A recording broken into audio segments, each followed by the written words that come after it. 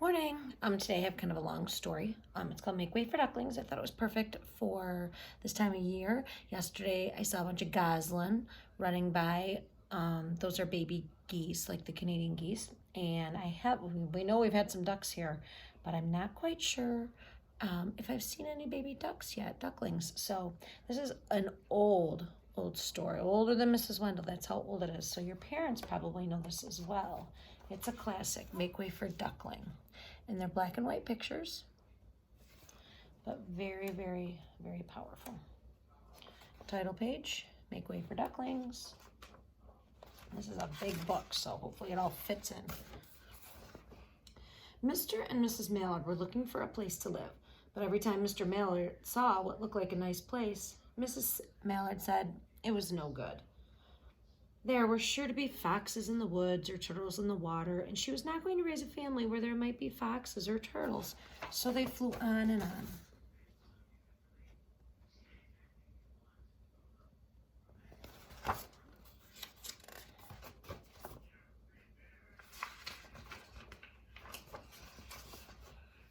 When they got to Boston, they felt too tired to fly any farther. There was a nice pond in the public garden with a little island on it. Oh, the very place to spend the night, quacked Mr. Mallard. So down they flapped.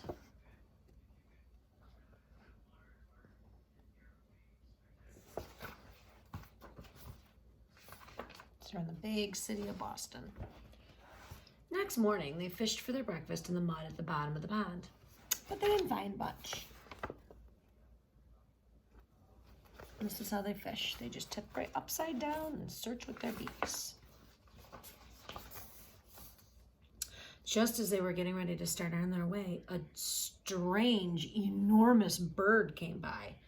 It was pushing a boat full of people, and there was a man sitting on its back. "Good morning," quacked Mr. Mallard, being polite. The big bird was too proud to answer, but the people on the boat threw peanuts into the water, so the Mallards followed them around the pond and got another breakfast, better than the first. So this is just a part of the boat. It's a decoration. And the Mallards think that it's a bird. "I like this place," said Mrs. Mallard, as they climbed out on the bank and waddled along. "Why don't we build a nest and raise our ducklings right in this pond? There are no foxes and no turtles, and the people feed us peanuts. What could be better?" "Good," said Mr. Mallard, delighted that at last Mrs. Mallard had found a place that suited her. But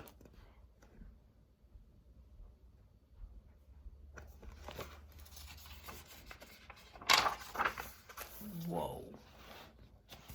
"Look out!" squawked Mrs. Mallard, all of a dither. "You'll get run over." And when she got her breath, she added, "This is no place for babies. With all those horrid things rushing about, we'll have to look somewhere else."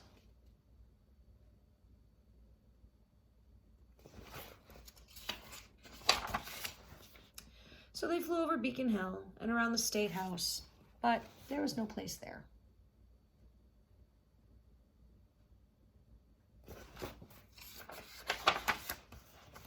They looked in Louisburg Square, but there was no water to swim in.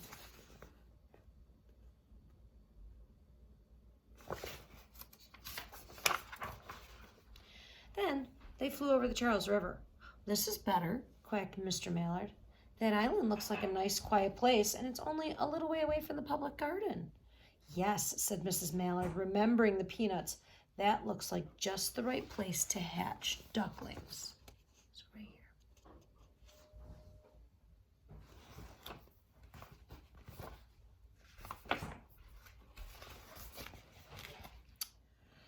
So they chose a cozy spot among the bushes near the water and settled down to build their nests, and only just in time, for now they were beginning to molt.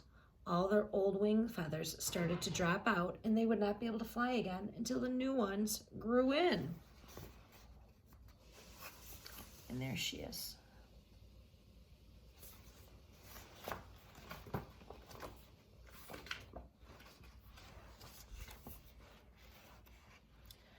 But of course they could swim, and one day they were over to the park on the riverbank, And there they met a policeman called Michael.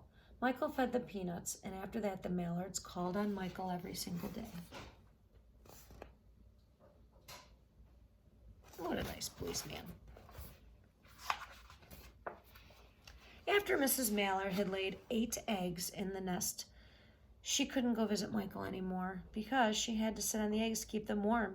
So she moved off the nest only to get a drink of water or to have her lunch or to count the eggs and make sure that they were all there. So there she is counting all of her eggs. And she never leaves them. One day the ducklings hatched out. First came Jack, and then Cack, and then Lack, and then Mack, and Knack, and a Whack, and Pack, and Quack. Mr. and Mr. Mallard were bursting with pride. It was a great responsibility taking care of so many ducklings, and it kept them very busy.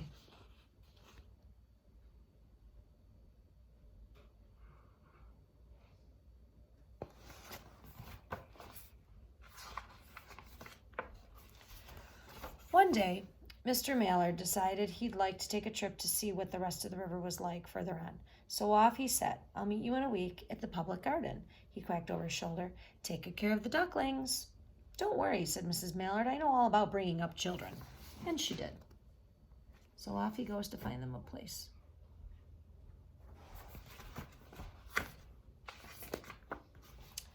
She taught them how to swim and how to dive.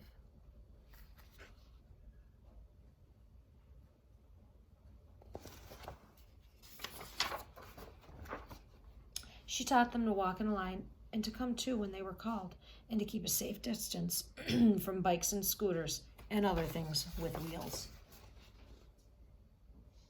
Look at they follow her. They follow Mama Duck wherever she goes. I love this. When at last she felt perfectly satisfied with them, she said one morning, "Come along, children, follow me." Before you could wink an eyelash, Jack, Cack, Lack, Mack, Knack, Whack, Pack, and Quack fell into line just as they had been taught. Mrs. Mallard led the way into the water, and they swam behind her to the opposite bank.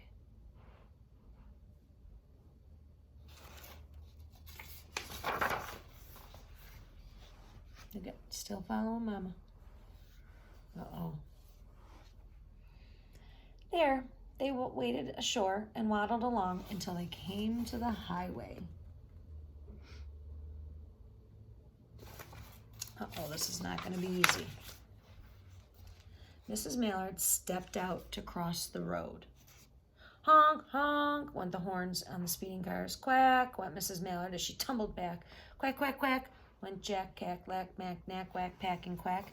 Just as loud as their little quackers could quack. The cars kept speeding by and honking, and Mrs. Mallard and the ducklings kept right on quack, quack, quacking. That doesn't look too safe, does it? Who's coming to their rescue? They made such a noise that Michael came running, waving his arms and blowing his whistle.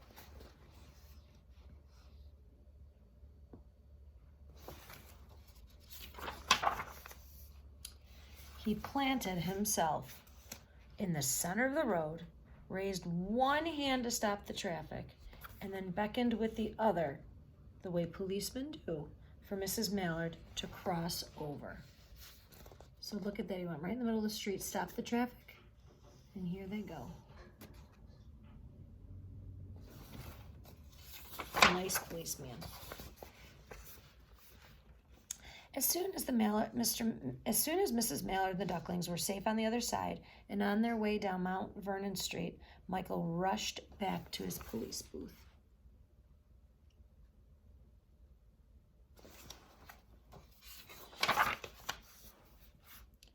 He called Clancy at the headquarters and said, "There's a family of ducks walking down the street," Clancy said. "Family of what?" "Ducks," yelled Michael. "Send the police car, quick." And this is how you used to have to call somebody. Look at that phone, it has a cord on it.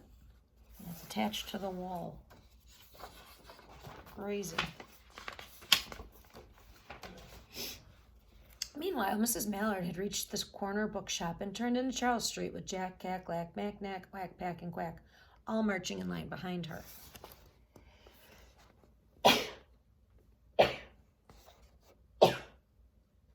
Ooh, excuse me. Following Mama, just in a straight line.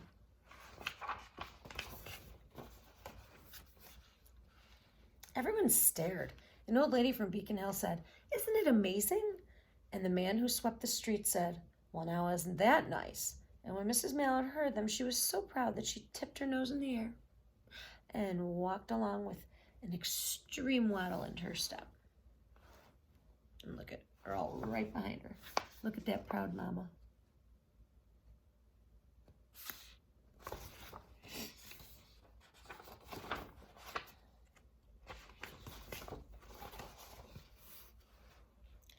When they came to the corner of Beacon Street, there was the police car with 4 policemen that Clancy had sent from headquarters. The policemen held back the traffic so Mrs. Mallard and the ducklings could march across the street. Here they are, stopping traffic, going right across. And Boston is a very big, busy city. Right on into the public garden.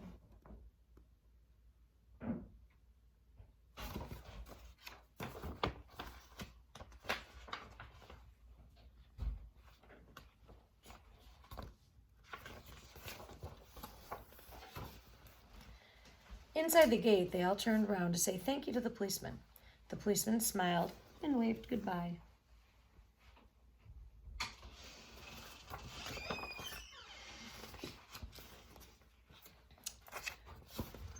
When they reached the pond and swam across to the little island, there was Mr. Mallard waiting for them, just as he had promised. Look at, he's sitting there all by himself. In the water they go, one by one, following Mama.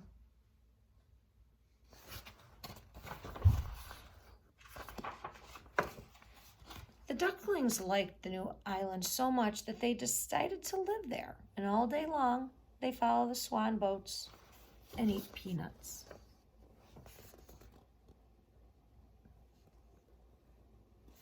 Not a bad place. They have an old island and people feed them. And when night falls, they swim to their little island and they go to sleep.